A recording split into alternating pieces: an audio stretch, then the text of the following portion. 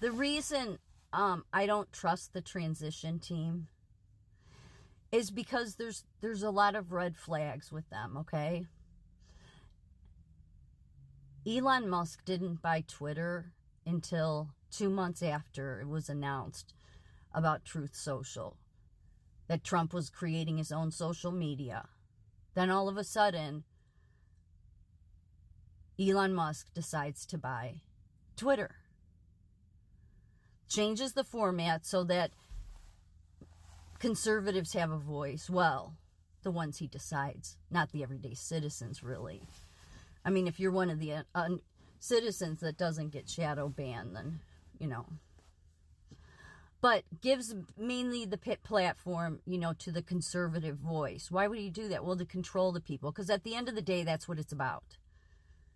There's always people, no matter what time in history, that they do not think you being able to make decisions on your own is best for you. And they need to be in control. RFK, you know, that's a tough one for me. But I've said for a while, I think, you know, RFK or JFK has been put on a pedestal. And maybe he was a good president and he meant well for the people. I could totally be wrong. The airlift to America does bother me. Because the very problem we're having today is what? Because they're not just running across the border. We have people being flown in. Yeah, Trump has said that and many others have said that. They're flying them in. Well, that's what JFK was doing with airlift to America. Now, maybe it was innocent, but when he decided to do it by going over the State Department's head when they had already said no, that just seems crazy to me because he was a congressman going against what the State Department wanted. So it's not a hidden thing. I mean, they celebrated in the Kennedy Library. And part of the reason they celebrated is because Barack Obama's dad was brought on the second flight. But you have to remember that most of the Kennedys are all of the progressive liberals. I know that, okay, they've turned their back on RFK. Have they? Because really what it is to them, if they see there's no way to stop Trump, and when the assassination attempt failed, then they all had to rework and figure out, okay, then we've got to get on his side and get as close to him as possible. Again, to prevent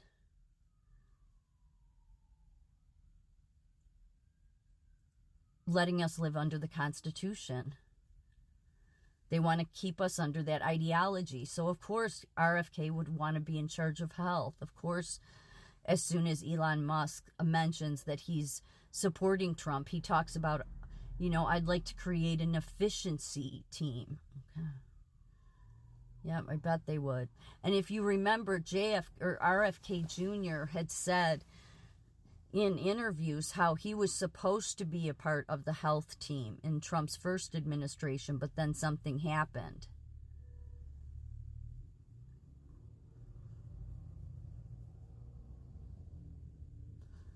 So it's been very important to him to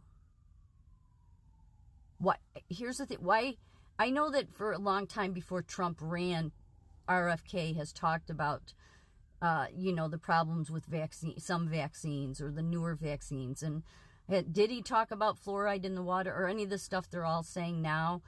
Because, you know, RFK controls much of the waterways, for those that don't know. Just go look that up. He has like control over some of the ports. So I'm just wondering, you didn't start seeing RFK all the time until Trump ran, and most especially until COVID came. Then all of a sudden he's running for office. Then he's, you know, he says he gets silenced, and granted, okay, and he hasn't been on mainstream media before then, and likely because of, I get what he's saying. But the thing is, he's a Kennedy. You still could have seen him on Joe Rogan. You didn't until after 2020. Not that I'm aware of. What these people want is to stop Trump. That's what it's about. Because although I know Democrats may flip, and I'm not saying anything against that no Democrat would ever flip. These people have they have vested interests because they've had control over some big, well, programs in our country. I mean, how many government contracts has Elon Musk had? And there's no way anybody with common sense that's not corrupted would have been on board with Trump a long time ago. But the people that are corrupt seem to come on board only after the assassination attempt failed. Nobody wants to talk about how, the media all the medias ran that rally, and they don't run his rallies normally. But they did that day as if they had an insider tip, huh? And then all of a sudden the people and these are the same people, this is what I hate, is that talk about we have to all be united. I don't want to be united with some of these people. I don't trust them.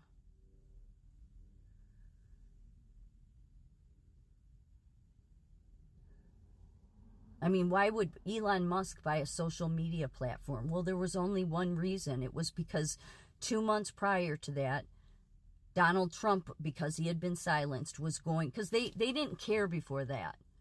Because Dorsey had silenced Trump on Twitter. Every social media eliminated Trump's account. Sitting president, by the way.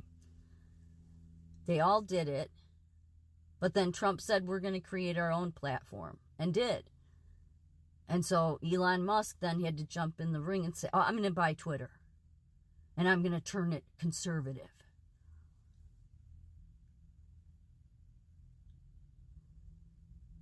Because it's still about keeping control. Because he wanted to keep more people on that platform than on Truth Social, where maybe you'd really hear the truth. And then what happens is then that's where your Glenn Becks kick in, that's where your Redacted kicks in, your PBD, Patrick Bet-David, Joe Rogan all kick in and say, oh, Elon Musk, savior. Oh, he's the only one that gives free speech. Oh, Elon Musk, he's a hero this, hero that. And then they go as far as when they're some of them are interviewing, whether they're interviewing RFK or Elon Musk, depending on who's interviewing them, they'll say, are you sure Trump's going to let you be as part of the team? It's like, what? And that's why you see this relief come over them, like they feel relieved, because then Trump won't be allowed to really, really do much damage. They just got to get through 4 years of him and keep him, just stall him. And then his 4 years will be done, and then they'll make sure to get another one of them in there, and everything can continue on. Because I'm sorry, but if you're not a corrupt person or somebody that's not well in the head, or if you're somebody that just watches mainstream media and doesn't ever want to, think for yourself or look into things yourself, then there's no reason you wouldn't support Trump. The only reason you would hate him is if you're corrupt or if you've been brainwashed by the mainstream media.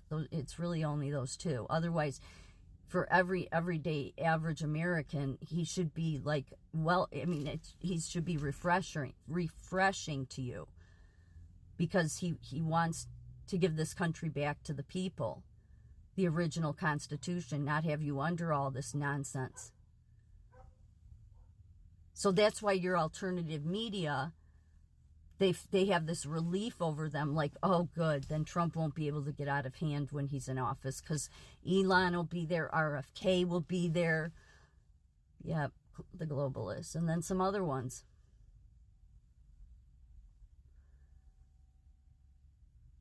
Which then brings me back to how this is much bigger than we all realize, because there's no way Trump doesn't know it. Trump's just doing what he always does. He praises them. They're wonderful. Well, they think they're going to pull one over on him and they'll fail like all the others did.